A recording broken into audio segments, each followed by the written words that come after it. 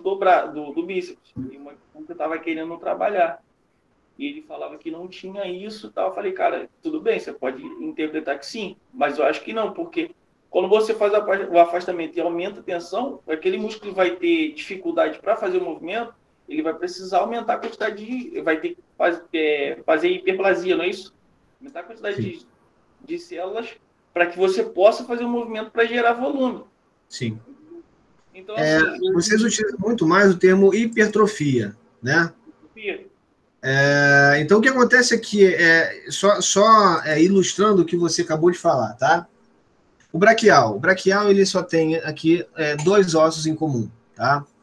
Ele vai ter a sua inserção lá na ulna, tá legal? Isso é anatomia, e vai ter a sua origem na diáfise média do húmero, ou seja, ulna articulando com húmero. Nós temos ali um movimento mono ou uniarticular, tá legal? Significa que, para alongar essa musculatura, o máximo que você vai conseguir é a extensão máxima do cotovelo. Não consegue alongar mais do que isso, não consegue afastar mais do que isso. Ponto final, PT saudações. Beleza? Foi? Então, se você quer trabalhar essa musculatura, você tem que partir da extrema extensão desse cotovelo até a extrema flexão. Você vai agir com contração máxima do músculo braquial, não é o bíceps, ok? Então, você vai ter uma hipertrofia do braquial trabalhando basicamente a flexão. E a rosca, nesse caso, como um exemplo, ele vai ilustrar bem isso. Mas aí sim, falando do que você acabou de falar em relação ao bíceps, e obviamente não foi o bíceps, né? Isso. O bíceps ele tem a sua inserção lá na tuberosidade do rádio. Né? Só lembrando que o rádio ele faz pronação e supinação. Então, quando faz pronação, ele afasta mais o ponto de inserção. Então, não sei se vocês conseguem observar minha mão aqui. Vocês conseguem ver minha mão? Sim. Observe que se eu pronar a minha mão, eu vou afastar mais ainda a inserção da minha origem, que está lá na parte no húmero, que é a cabeça curta. Oi? Você alonga mais essa musculatura quando você faz essa pronação. Pronação. Você alonga mais, então você tem um distanciamento maior, e aí você tem a cabeça curta do bíceps, que está aqui na tuberosidade maior do húmero, e também tem a cabeça longa do bíceps, que está justamente na incisura do acrômio, tá? Que é acima da cavidade articular da escápula.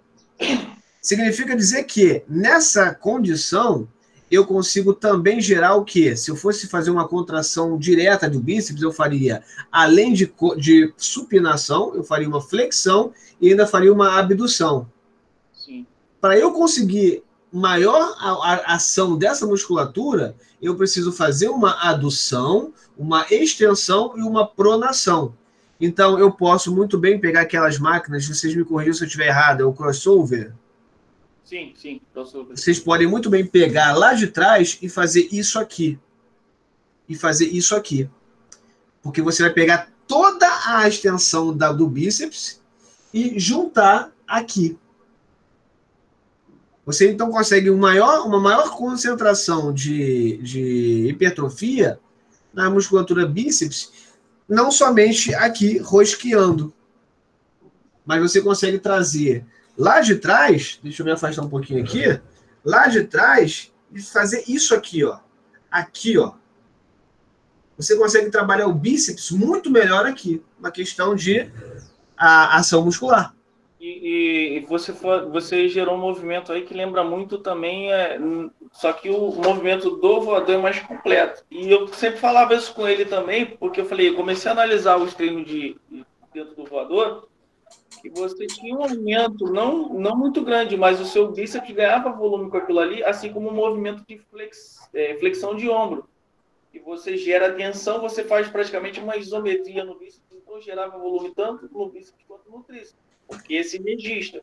Sim. Mas no voador você sentia muito mais volume porque você fazia a flexão mesmo do bíceps, mas você fazia uma semiflexão dele. Então, eu comecei a notar isso. Então, isso gerou muita discussão comigo e com ele lá. Ele, tipo assim, falava que eu estava errado e tal. Aí eu parei. Entenda o seguinte, Hugo. Quando você trabalha voadora, o que você tem que levar em consideração é o movimento de adução horizontal, não é isso? Isso.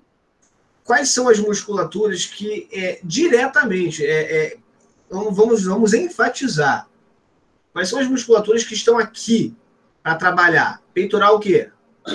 Peitoral menor, não é isso? Maior. Maior. O menor normalmente está associado à flexão. flexão, a supino, tá?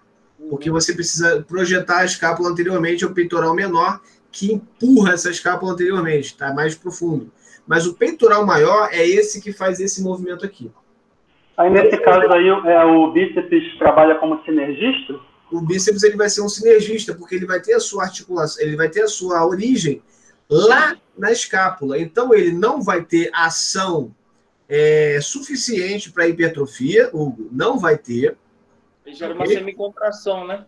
É uma contração de estabilização, uma sinergia. Então, basicamente, o que ele vai te dar é sinergismo para manter as articulações acopladas, coaptadas. A ação do bíceps, sim, mas não efetivamente para gerar qualquer tipo de ganho no bíceps. Tá legal? Sim. Então, quando você faz a voadora, o que você tem aqui, basicamente, é a contração de peitoral e córaco braquial, tá? O córaco braquial é aquele que está lá no processo coracoide e vai lá na diáfise do úmero. Então, ele tanto faz flexão quanto faz uma ligeira adução, até certo ponto. De 90 graus, né, no caso de 180 graus a 90 graus, você tem a ação do córaco. Depois disso, é só peitoral. Tá? Então, nesse caso da voadora, ele está certo em dizer que, efetivamente, é o peitoral que vai ser trabalhado. Efetivamente. Não somente, mas efetivamente. Tá? Ô, professor. Oi, Bruna. Aproveitando essa deixa aí que você falou do peito, do peitoral, rolou uma discussão esses dias na academia onde eu trabalho sobre supino declinado. Supino? Uns falam que... Supino? Declinado. Declinado, sim. Uns falam que é o melhor tipo de supino para ser feito porque pega o peitoral como um todo, tanto o peitoral maior quanto o peitoral menor. Outros já são contra pela posição que acham muito arriscado. Aí, assim, queria uma opinião do senhor sobre isso. Perfeito. Vamos lá. Quando se fala de supino, se fala de trabalhar peitoral principalmente. Claro que você vai trabalhar tríceps, vai trabalhar deltoide, você vai trabalhar outras musculaturas, vai trabalhar serrátil anterior, você vai trabalhar uma infinidade de musculaturas ali relacionadas. Mas, sim, a ênfase vai ser peitoral, certo? Quando você trabalha com o supino vai trabalhar o peitoral, sim, só que dependendo da angulação que você coloca nesse supino, você pode ativar mais porções superiores, médias ou inferiores. Tá?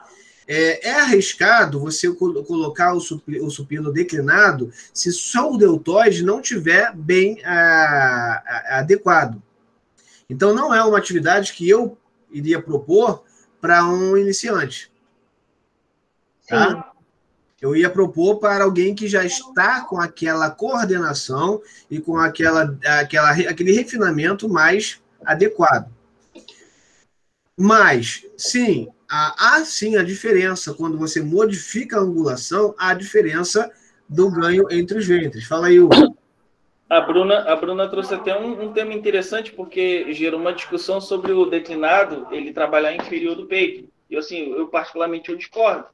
Porque geralmente o inferior do peito a gente faz a adução do braço. Então, se você está deitado ou declinado, você está esticando o braço para cima, você não está pegando a adução. Nada. Se você fizesse esse movimento tipo pullover, faz. Ele pega um pouco, porque você está fazendo... Se você olhar as fibras musculares do peitoral, da parte inferior do peitoral, ela vem se ligando daqui do externo para o ombro, para a adução de ombro. Então, você trabalha muito mais ele dentro do... que muita gente que eu vejo, quando vai fazer o crossover, faz errado. O cara faz um movimento de crucifixo no crossover. Só que o intuito do crossover não é crucifixo, tanto que a polia é no alto. O intuito do crucifixo do crossover é você fazer a adução do braço. entendeu? Para você trabalhar essa porção do peitoral. Aí o cara pega, vai com o supino declinado, achando que ele está fazendo uma atividade que, na verdade, não tem nada a ver, entendeu? Uma questão que até a Bruna trouxe aí, que vai ter bom lembrar isso aí. Legal, Não, Bruno. ainda tem outra questão, né? Se o, se o aluno não tiver uma coordenação motora, uma mobilidade boa e uma articulação que, que esteja adequada para fazer aquele movimento, ele pode se lesionar. Sim, sim, sim. Exatamente. Por isso que existe essa necessidade de você fazer em cadeia fechada inicialmente, né? Porque você vai trabalhar aquilo que você realmente quer, não em conjunto. E aí, voltando ao que o Hugo falou, que é de extrema importância, e isso passa despercebido não somente pela galera de educação física, mas pela galera de fisioterapia, tá? Eu vejo que tanto o pessoal de fisioterapia quanto o pessoal de educação física são aqueles que precisam entender a anatomia osteomiolligamentar de forma excelente, com excelência. Então, o que o Hugo falou sobre o peitoral tem uma coisa, uma coisa muito interessante, porque você vai levar em consideração aí, primeira coisa, vetor, fibra, de um ponto ao outro como vetor.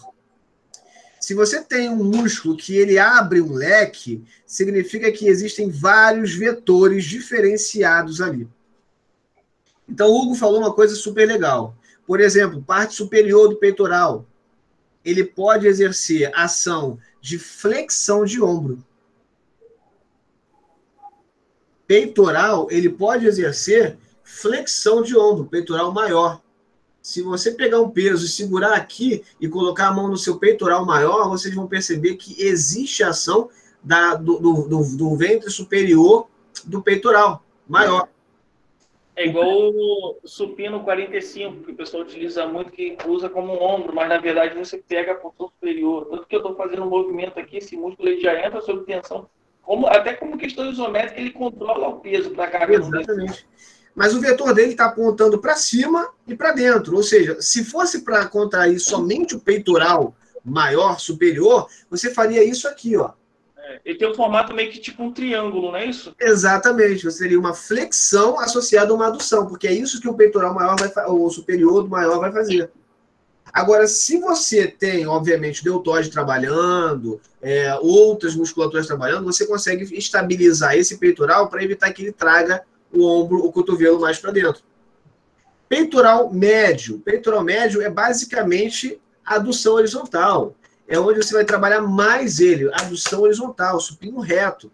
Crucifixo também trabalha. Crucifixo, né? Todos os tipos de exercício que proporcione a adução, olha só, adução horizontal. É o peitoral maior médio. Da fibra muscular, onde ela se estende, onde ela se contrai. Eu vou muito pelo desenho dela na parte. Exatamente. Você não está errado, não. É o desenho dela que vai definir a direção dela. E aí você tem o peitoral, o vasto inferior. Olha só o sentido que ele tem aqui. O sentido é basicamente o quê? Trazer para o quadril contralateral.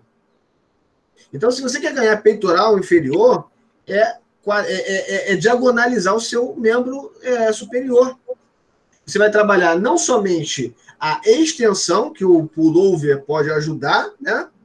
Uhum. Como também você pode trabalhar até mesmo aqui na frente, com o abdominal travado, você consegue exercer essa ação. Tríceps, deltoide posterior, peitoral inferior. Você consegue trabalhar aqui ou aqui. Aqui muito melhor. Um outro por causa da direção da fibra. Que trabalha muito isso também é a paralela. A paralela trabalha muito peitoral inferior e grande dorsal, latíssimo dorsal. Só que eu acho que a paralela que mais trabalha, com mais ênfase no peitoral, também, claro, que pega tríceps. Só que essas paralelas tipo de argola que o ginasta faz, porque se você olhar, eles têm até bastante volume de peitoral, porque eles geralmente travam no meio da cintura. Eles vão ao ponto máximo de contração de peitoral ali. Porque eles conseguem colar a mão ali e se manter sobre aquela estrutura ali durante um bom tempo. Aquela cadeia não é aberta, não é fechada, é totalmente aberta. Então, olha só, as argolas elas estão penduradas com fitas totalmente livres. Então, além dele ter que fazer o movimento para baixo, ele tem que fazer o movimento para dentro, porque se ele deixar, a argola abre. Então, olha só a quantidade de musculatura que está sendo trabalhada por você ter uma cadeia aberta ali em ação.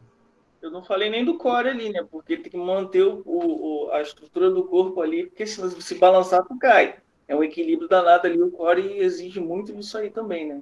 Exatamente. Exatamente. Então, acho que ficou claro essa parte aí, não ficou, Bruna? Sim, sim. Perfeito. Essa parte de isotônica, isométrica, isocinética, tá tranquilo para vocês? Tranquilo. Então vamos lá para o que a Bruna pediu, que é justamente falar sobre os tipos de alavancas. É isso, não é, Bruna? Isso. Então, olha só.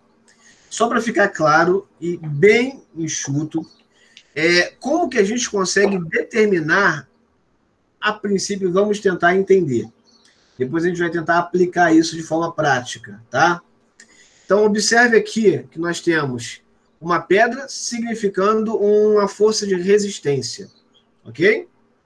Então, a pedra ali é o peso, tá? Observe que a mão aqui vai servir de objeto de potência. Vamos substituir essa mão pelo músculo. Então, vamos fazer analogia com o músculo. Tudo bem? E esse ponto central aqui, que é chamado de fulcro, ou ponto fixo, ou até mesmo ponto de apoio, vai ser justamente o ponto de articulação. É onde você tem articulação, mobilidade entre duas superfícies. Ali seria praticamente o eixo, é isso? O eixo, perfeitamente, perfeitamente, né? Fulcro, ponto fixo, ponto de apoio, eixo, a gente pode considerar aqui sendo o ponto central do movimento, o ponto articular, o eixo, ou seja, tudo vai rodar ao redor, do ponto central, do fulcro. Então, observe o seguinte, toda vez que você tem 3 tipos de forças separadas, vamos considerar o fulcro uma força articular, tá? Um ponto fixo, tá? Quando nós temos 3 forças, vamos classificá-las em detrimento da força central, aquela que está no meio, entre uma e outra. Então, você pode chamar uma alavanca de inter, e aí você dá o seu sufixo em detrimento do ponto central de força. Por exemplo, aqui temos resistência de um lado, potência do outro, e no meio nós temos o apoio, nós temos o fulcro, o ponto fixo. Então, podemos chamar essa alavanca de alavanca interfixa, porque a ponto fixo está entre resistência e potência. Então, professor,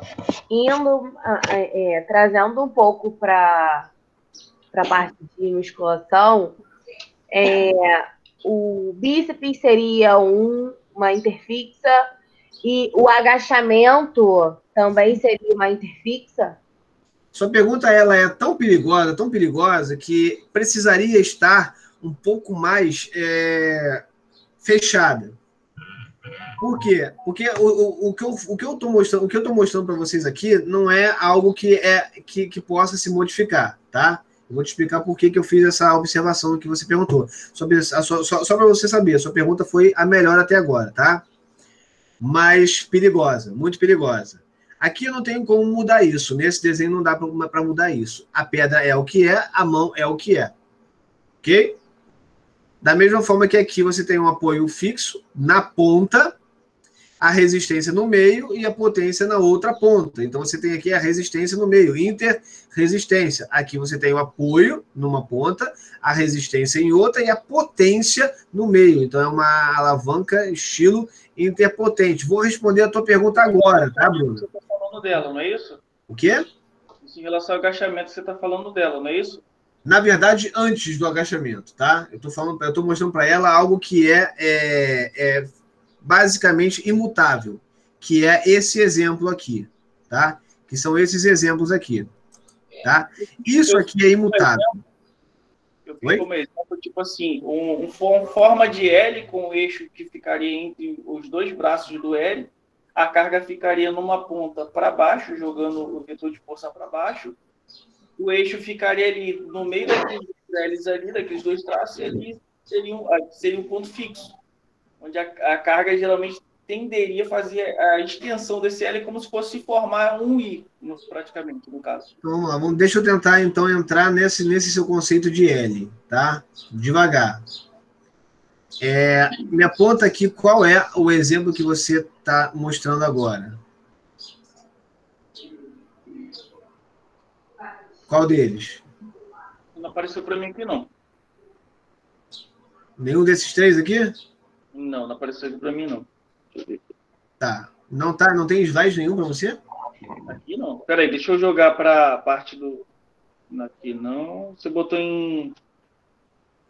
Procura aí, dos três carros que tem, procura aquele que está apresentando.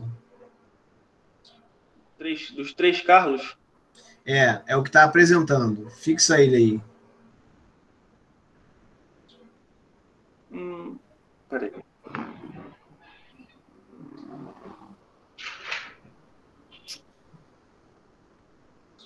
Vamos lá. Você vai lá em pessoas, tá? O seu tá desligado. O que você tá aparecendo aqui é o que eu tenho, mas não tem slide aqui na frente, não. Então, olha só. Desce um pouquinho. Tem a minha câmera e tem duas fotos com dois carros de óculos escuros aqui. Tem o que tá assim com o microfone desligado, é esse? Os dois estão com o microfone desligado, só um que está com o microfone aberto. Procura mais para baixo, tá? Com certeza você vai achar.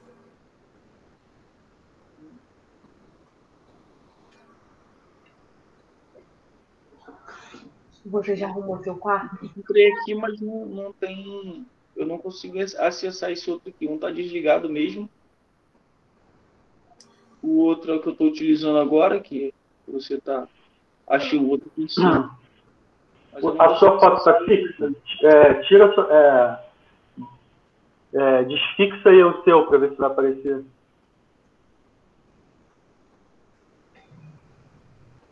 Deixa só o do professor fixo. Que para mim está aparecendo todo mundo do lado direito e o slide no centro.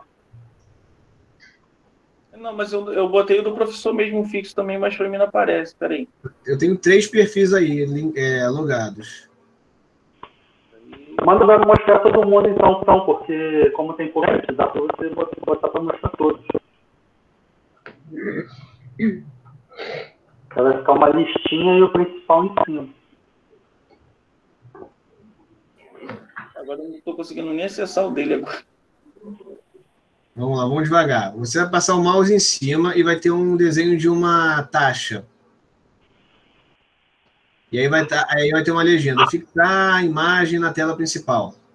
Sim, está na principal aqui agora. Conseguiu achar o slide? Só apareceu só, tipo, tá? Tô vendo a sua tela e eu não vejo mais o slide aqui. Eu vou printar a foto, vou te mandar como que eu tô vendo aqui. Tá legal. Deixa eu abrir aqui o WhatsApp. Vou mandar por mensagem no próprio aplicativo. Tá legal.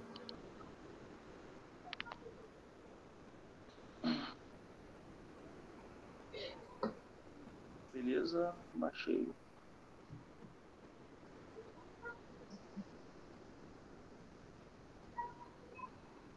Enquanto vocês estão resolvendo isso, eu vou ver as crianças aqui e já volto, tá? Tá ok. Tá gravando. Qualquer coisa, tá gravando. Ah, não, tranquilo. Deixa eu jogar aqui.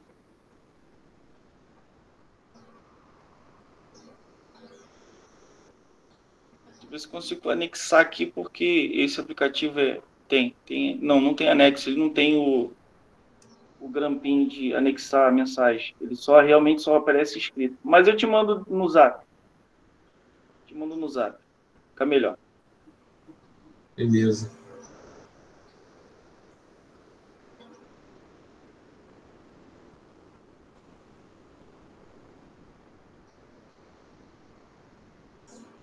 Professor, enquanto ele está achando aí o negócio, esse slide, ele está mostrando que a força é maior na última parte aí? É isso?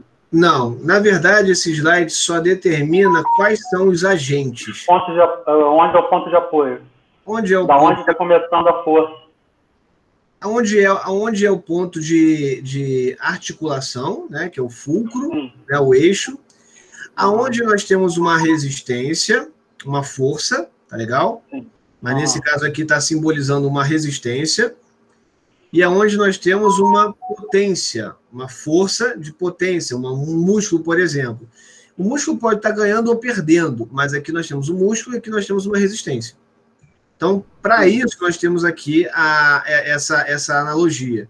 E o ponto central é o que classifica o que é essa força, se é interresistente, interpotente ou interfixa, que nesse caso, como o apoio é o central, o ponto fixo é o central, nós chamamos de interfixa.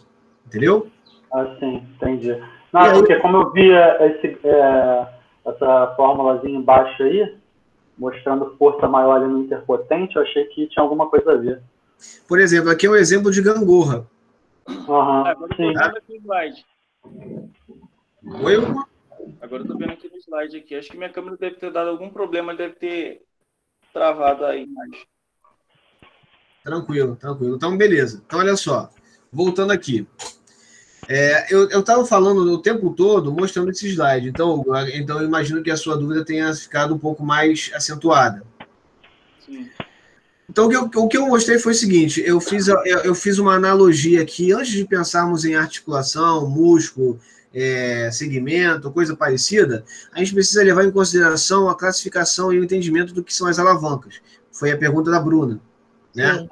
Então, a Bruna, ela fez esse questionamento, e acho um questionamento muito interessante, porque muita gente erra esse tipo de questão na prova. Então, aqui nós temos aqui apenas uma comparação, né? Uma pedra sendo um objeto resistente, ou sendo um peso, por exemplo, que né? A pedra tem seu peso. E do outro lado, nós temos uma mão aqui empurrando essa alavanca para baixo. Certo? Sim. Então, nós temos aqui uma força potente. É claro que é um exemplo de gangorra. Então, é claro que o ponto articulado dela vai ser central, como uma gangorra é. Então, para esse ponto central, a gente classifica ela de acordo com ele, com esse ponto fixo. Então, a gente chama ela de alavanca do tipo interfixa, porque o ponto fixo, o fulcro, a articulação, o ponto de apoio, como vocês queiram dizer, está no meio. Diferente dessa daqui, que é exemplo carrinho de mão. No carrinho de mão, você tem aqui a haste, onde você segura o carrinho de mão, levanta o carrinho de mão. Nós temos aqui a caçamba, onde você coloca os objetos, né, o peso. E aqui, onde fica a roda, você tem o ponto de apoio, que é o fulcro, que é a articulação. Então, quando você levanta o carrinho, a roda continua no chão. A resistência sobe e a força sobe. Nós temos um exemplo de interresistente. E aqui nós temos uma outra forma de alavanca, tá legal? Que é muito utilizada pelo nosso corpo, onde existe um ponto central, uma articulação, um ponto fixo, e a resistência ela está além do braço de potência. Então a potência fica no meio, certinho no meio. Certinho no meio, não. Entre eles, né? Que nós chamamos de interpotente. Eu posso até trazer, eu vou puxar a sardinha para o meu lado aqui, na questão, se fosse para uma atividade dentro da musculação, a primeira eu teria um exercício de tríceps na polia, né, que você tem a polia fixa no alto, e você faz um movimento de extensão de cotovelo para você jogar aquela carga da placa para cima, né? Acho que é isso, né? Pelo que eu entendi. No meio mecânico, óbvio, e puramente mecânico, é perfeitamente isso. Porém, vamos levar em consideração que estamos falando da biomecânica, ou seja, no segmento do indivíduo que a gente vai ter que observar isso, não nos equipamentos, tá? Ok. Não nos equipamentos. Para dar um entendimento aqui do que... E assim, para na hora que eu for fazer a prova, assim, eu trazer, já fica mais fácil de eu assimilar na hora de fazer a questão. Entendeu? Beleza. Mas então entenda que a apolia, de fato, ela vai existir e tudo mais e tal, mas nós precisamos levar em consideração o que é a apolia naquele momento, ou o peso, o que é a força de potência e o que é o ponto fixo, o fulcro. E na imagem seguinte eu vou passar para vocês isso de uma forma mais tranquila. Bruna, fala aí. Sou eu, Patrícia. Patrícia, diga aí. Pelo que eu entendi, o Hugo queria que você tem como você dar um exemplo de movimento dessas alavancas para poder, ele quer associar algum movimento para na hora que tiver uma questão ficar mais fácil de resolver, não é isso? Perfeito. Sim, foi o que eu coloquei para poder, na hora de entrar a questão, eu utilizar como exemplo já aquilo que já está dentro do meu mundo, daquilo que eu já... Aí tem como o senhor dar um exemplo de movimento de cada uma das alavancas? Tem sim. Mas eu precisava, antes de fazer isso, eu precisava mostrar como num diagrama, num esquema.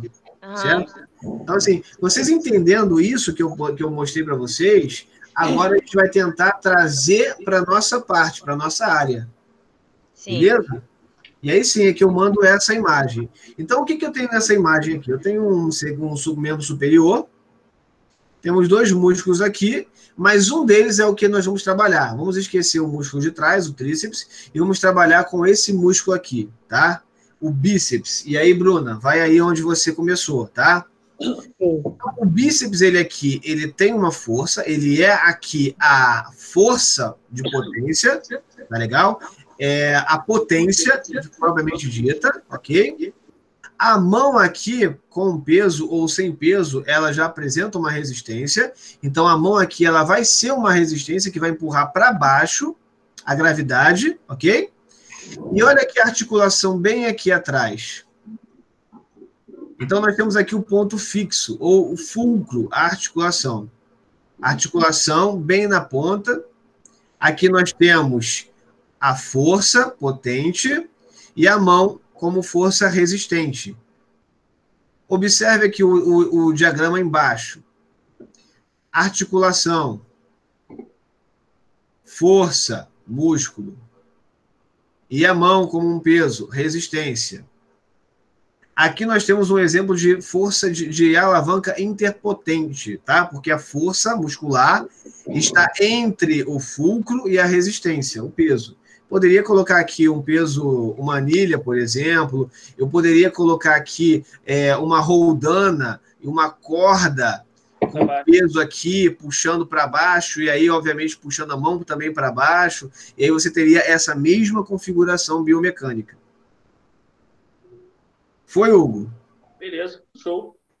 Bruna, você ainda falou mais coisas, mas quanto a esse movimento, foi entendido? Sim. Um movimento aí de rosca direta, praticamente. Basicamente. Né? Isso aí. Então, agora vamos para um outro tipo de força, tá? Observe o seguinte. Nós temos o peso do corpo inteiro, tá? O peso do corpo inteiro sobre o tornozelo.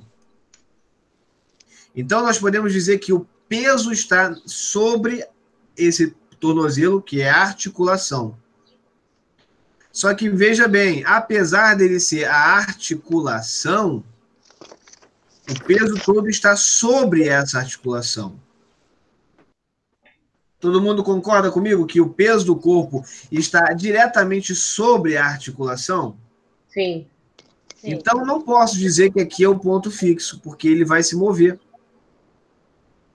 Aqui nós podemos dizer que o peso do corpo é uma resistência contra esse movimento, correto? Sim. E aí vamos pegar a musculatura aqui, o tríceps sural, né, o gastrocnêmio, e os gêmeos gastrocnêmios e o solear, que vai fazer uma força lá no calcâneo, puxando para cima, articulando o tornozelo, e olha aqui o pé fazendo ponto fixo.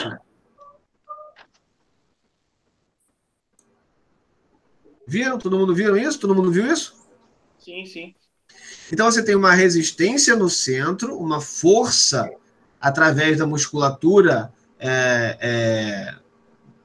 do gastrocnêmio, do solear, e aqui nós temos um ponto de articulação, que é justamente onde o pé toca o solo. Então, professor, a pergunta que eu fiz sobre o agachamento, então ele entra na interfixa. Depende de qual articulação você tá querendo falar. Quando a gente fala do agachamento, você pode falar do joelho, ok?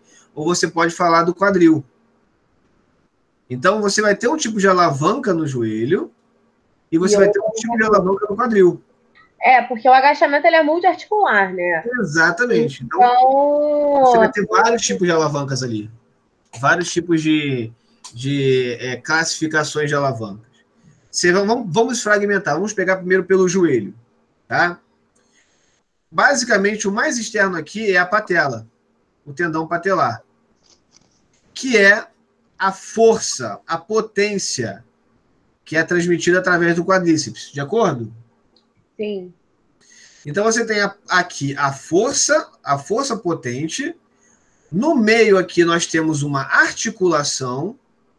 E mais na extremidade, nós temos o peso do corpo contra a articulação e a força. Correto? O joelho aí seria o ponto fixo, no caso? O joelho seria o ponto central, o ponto fixo. Né? É a articulação onde você tem ali o fulcro central. Quem faria o esforço seria o quadríceps, no caso, para poder fazer a força seria do tronco, né? Exatamente. Então, se eu fosse perguntar para vocês que tipo de alavanca seria essa, vocês me responderiam que seria uma alavanca o quê? O quê? Interresistente. Interfixa. Mas, professor, o ponto de apoio, ele está próximo ao ponto de resistência. O ponto de apoio está aqui, a articulação, tá legal? E agachamento, você tá mostrando já uma flexão de joelho, certo? Uhum. O peso do seu corpo está exatamente sobre a parte mais extrema, a parte mais proximal do fêmur, não é? É interfixo porque vai ficar em torno do joelho. Ele vai ficar fixo e quem vai fazer o restante do movimento é o quadríceps e o quadril, não é? Exatamente. Então, quando você faz o agachamento, deixa eu pegar aqui a caneta de desenho. O ponto de apoio é sempre na articulação. Então, olha só, vou botar aqui F de força, me perdoem aqui o desenho ruim pra caramba, tá? Vou colocar aqui, não, vou botar P de força, potência, tá? De músculo, tá? E vou colocar aqui F de fulcro ou de fixo, tá? E esse joelho dobrou para cá. O peso do quadril está exatamente aqui. Então, significa que a resistência está exatamente aqui. Para o agachamento. Então, você tem a resistência num ponto, a força muscular do outro e a articulação como ponto fixo. Então, nesse caso aqui, você tem um tipo de alavanca, uma alavanca do tipo interfixa, porque o ponto fixo está centralizado. Foi, Bruna? Foi. Agora vamos pensar no quadril, tá? E aí eu vou pedir para vocês prestarem bastante atenção, porque eu não sei desenhar direito, ainda mais com o mouse. Aqui nós temos o tronco, ok? Aqui nós temos a articulação do acetábulo, nós temos aqui o fêmur, tá ok? E nós temos aqui a perna e o pé, tá? O que nos interessa, na verdade, é essa ação aqui. Então, nós temos aqui a articulação, tá? E nós temos o músculo que faz a força de extensão do joelho, ok? Do quadril. Certo? Sim. Tudo bem? Então, a força, ela está desse lado aqui. Bem aqui, no quadril, o que nós vamos ter nessa articulação? O peso do corpo, certo? Sim, isso. Então, nós temos aqui a resistência. Tá legal? E afastado aqui, nós vamos ter o ponto fixo. Porque a gente vai forçar uma extensão do quadril, ou seja, jogar para cá o fêmur. Então, há uma força de potência. A articulação, nesse caso, é o ponto de resistência, porque o peso todo está sobre a articulação. Igualzinho essa daqui, gente, igualzinho. Seria interpotente, no caso, Como a resistência está no meio, porque a potência está basicamente para cá, É interfixa? Nós podemos chamar ela de uma interfixa. Eu anotei aqui nas observações que eu fiz que a alavanca interfixa é sempre quando o ponto de apoio está entre a força e a resistência. No meio. Exatamente. Isso aí. Tá. Que é o caso dessa daqui. Nós temos aqui uma potência atrás aqui para conseguir fazer a ação de extensão. Nós temos no meio aqui a resistência e aqui é o ponto de articulação, o ponto fixo, o fulcro. Não a articulação do joelho, mas o fulcro, tá? Uhum.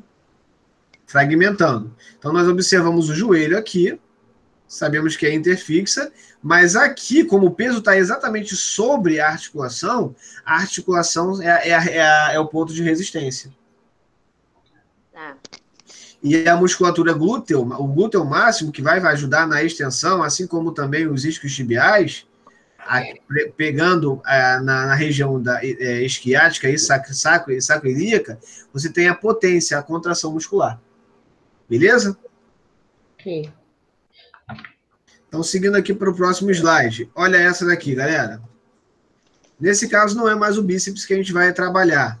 Lembra daquela rodana que foi falada, a polia? Tríceps, no caso. Aqui tem um peso que joga... Ih, caramba. Nós temos aqui um peso, deixa eu pegar a caneta de novo aqui. Nós temos um peso que vai jogar essa força para baixo.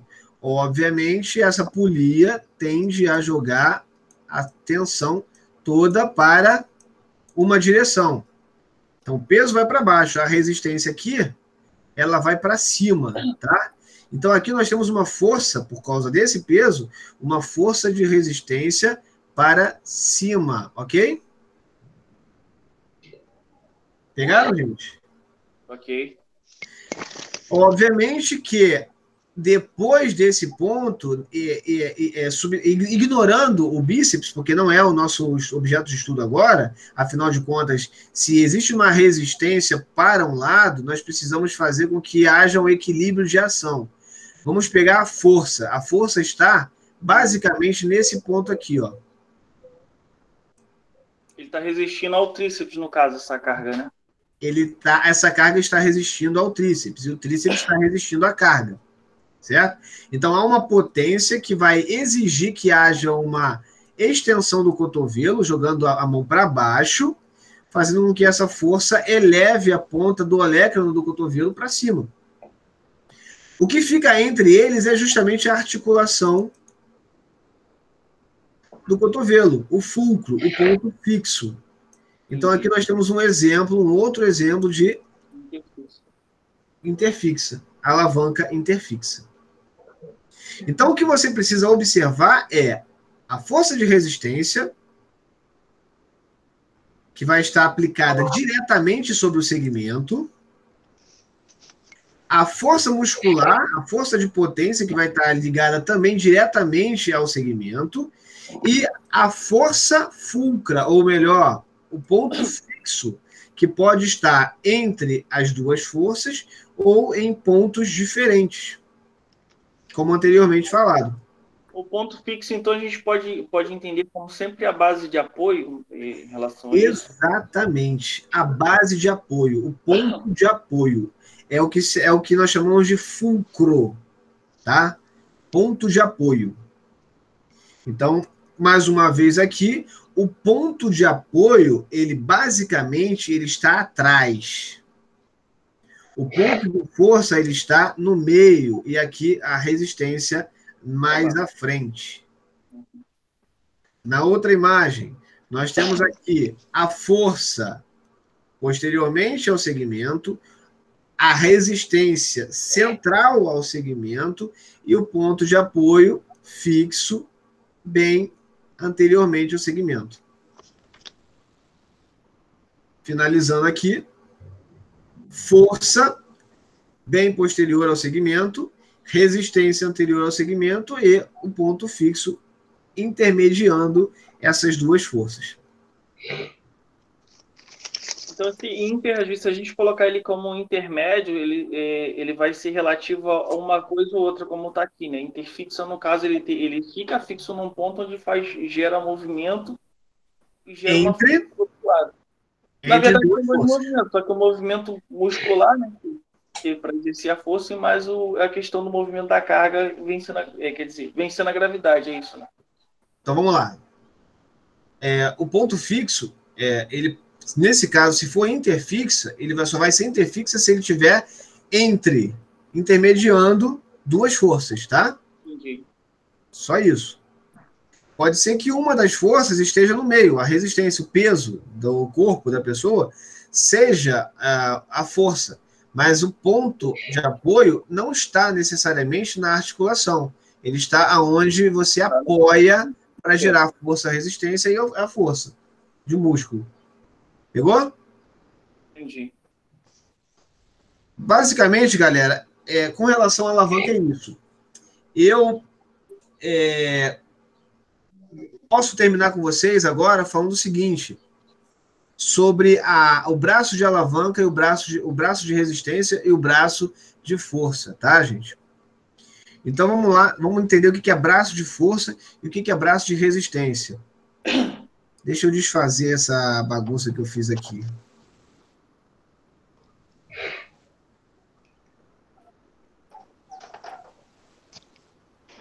Tá. Deixa eu apagar aqui também. Tudo bem. Vamos começar então por essa daí.